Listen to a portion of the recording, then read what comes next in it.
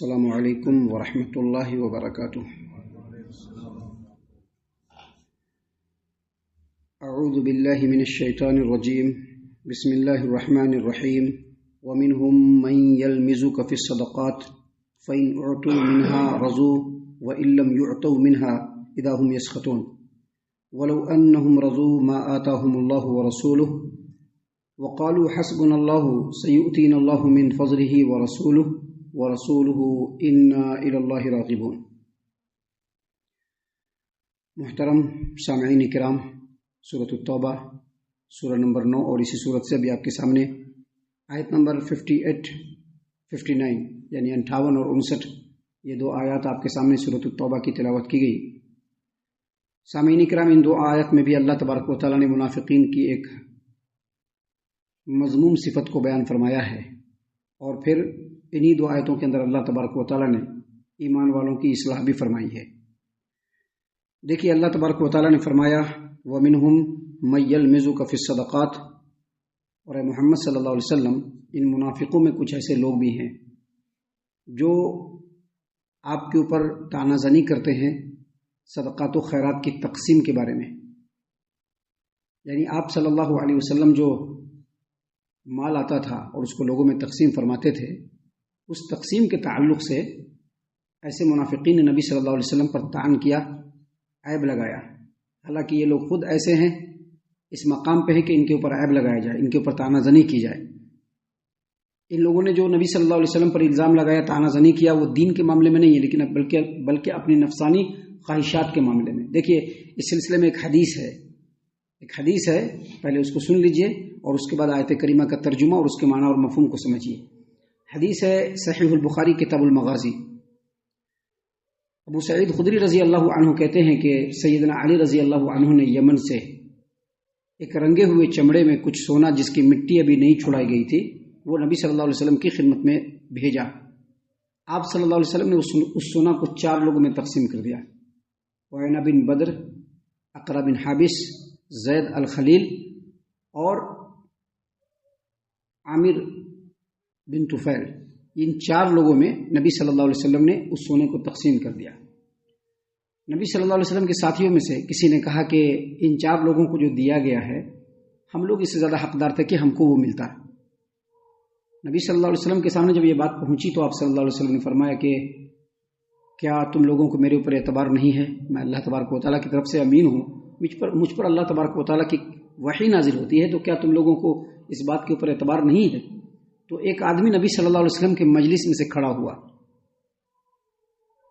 جس کی کچھ صفات حدیث میں بیان کی گئی ہے کہ اس کے رخسار کی ہڈی جو ہے وہ ابری ہوئی تھی، سر منڈا ہوا تھا، پیشانی باہر تھا، آنکھیں اندر کو دھسی ہوئی تھی۔ وہ اٹھا اور اپنے تہمت کو اپنے پنڈلیوں کے اوپر اٹھاتے ہوئے نبی صلی اللہ علیہ وسلم کو فرمایا، نبی صلی اللہ علیہ وسلم کو اس نے کہا کہ اے نبی صلی اللہ علیہ وسلم، آپ لوگوں میں انصاف کیجئے، عدل کیجئے۔ آپ صلی اللہ علیہ وسلم نے فرمایا کہ تیرا برا ہو، میں اس روئے زمین پر سب سے زیادہ اللہ تبارک و تعالیٰ سے ڈرنے والا اور عدل و انصاف کرنے والا ہوں۔ اس نے کہا کہ اللہ سے ڈریے، تو نبی صلی اللہ علیہ وسلم نے فرمایا کہ میں اس روئے زمین پر سب سے زیادہ اللہ تبارک و تعالیٰ سے ڈرنے والا ہوں۔ تو وہ آدمی وہاں سے نکل کھڑا ہوا۔ دیکھیے، یہ سب صفات ہیں، اور یہ سب صفات ہوتی ہیں لوگوں میں، حق اور صحیح بات کو دیکھ کر کے حق پر چلنے والے لوگ بھی، جو بظاہر لگتا ہے کہ حق پر چل رہے ہیں، لیکن اس طرح کی طنز، اس طرح کی باتیں کرتے ہیں لوگ۔ تو نبی صلی اللہ علیہ وسلم کے سامنے اس نے کھڑے ہو کر کے کہا کہ نبی صلی اللہ علیہ وسلم، اللہ سے ڈریے۔ تو اللہ کے رسول صلی اللہ علیہ وسلم نے فرمایا کہ تیرا برا ہو، میں اس روئے زمین پر سب سے زیادہ اللہ سے ڈرنے والا ہوں۔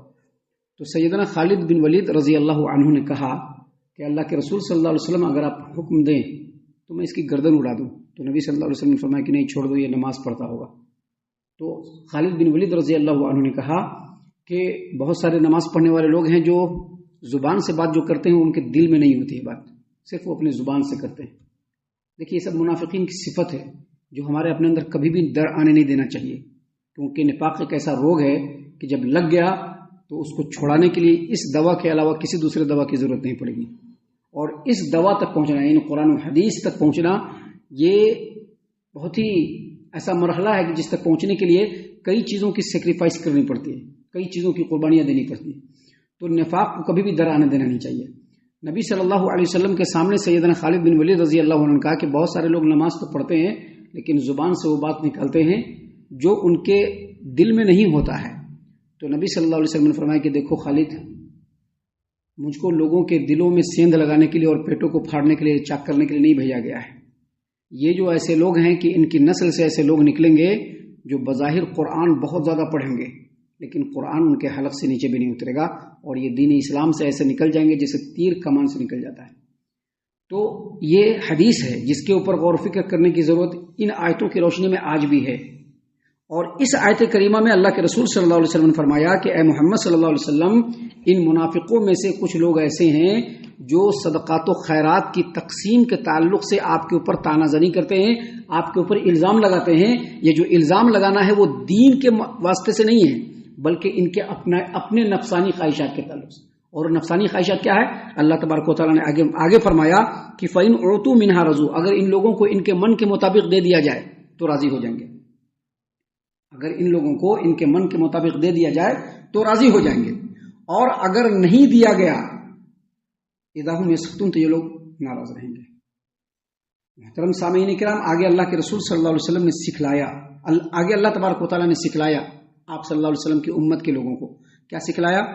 وَلَوْ أَنَّهُمْ رَضُوا مَا آتَاهُمُ اللَّهُ وَرَسُولُهُ، جو اللہ اور اس کے رسول نے دیا ہے اگر یہ اس پر راضی ہو جاتے، جو اللہ اور اس کے رسول نے ان کو دیا عطا کیا اگر اس پر یہ راضی ہو جاتے، وقالوا اور کہتے حسبنا اللہ، میرا اللہ میرے لیے کافی ہے، سیؤتین اللہ من فضلہ ورسولہ، اللہ اپنے فضل سے اور رسول اپنی مہربانی سے آگے اور ہم لوگوں کو دیں گے، انا الی اللہ راغبون، اور ہم اللہ تبارک و تعالیٰ کی طرف رغبت کرنے والے ہیں.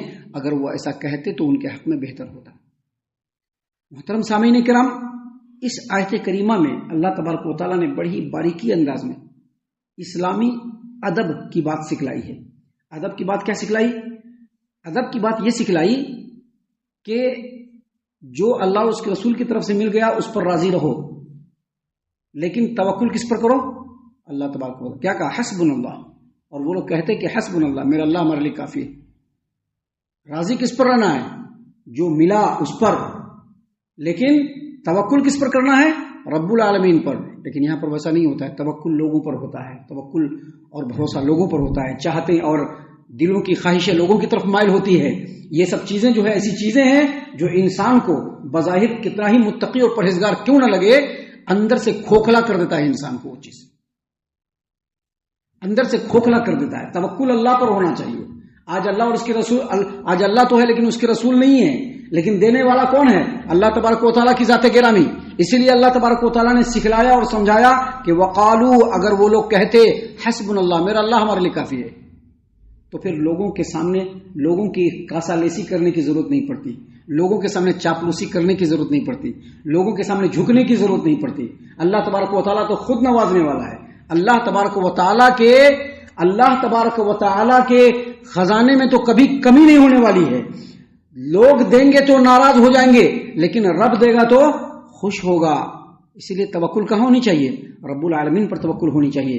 اسی لیے اللہ تبارک و تعالیٰ نے فرمایا کہ وَلَوْ أَنَّهُمْ رَضُوا مَا آتَاهُمُ اللَّهُ وَرَسُولُهُ، اگر جو اللہ اور اس کے رسول کی طرف سے ان کو ملا اس پر وہ راضی ہو جاتے، وَقَالُوا حَسْبُنَا اللَّهُ، اور کہتے کہ ہمارا اللہ ہمارے لیے کافی ہے، سیؤتین اللہ من فضلہ ورسولہ، ان قریب ہمارا رب اپنے فضل سے اور رسول اپنی مہربانی سے ہم کو عطا کریں گے، انا الی اللہ راغبون، اور ہم اللہ تبارک و تعالیٰ کی طرف ہی رغبت کرتے ہیں، ہم اسی سے مانگنے والے ہیں، تو یقیناً یہ ان کے حق میں بہتر ہوتا ہے.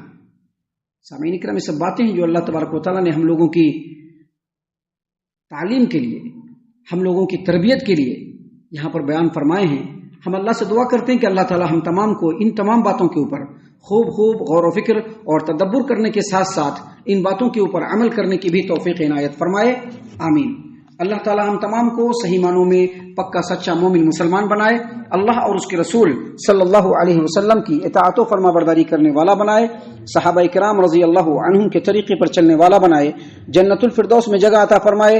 اے اللہ ہم تمام کو جہنم سے پناہ دے، اے رب العالمین ہم تمام کو جہنم سے پناہ دے، اے مالک الملک ہم تمام کو جہنم سے پناہ دے. آمین یا رب العالمین. وما علینا الا البلاغ المبین. تبارك الذي نزل الفرقان على عبده ليكون للعالمين نذيرا.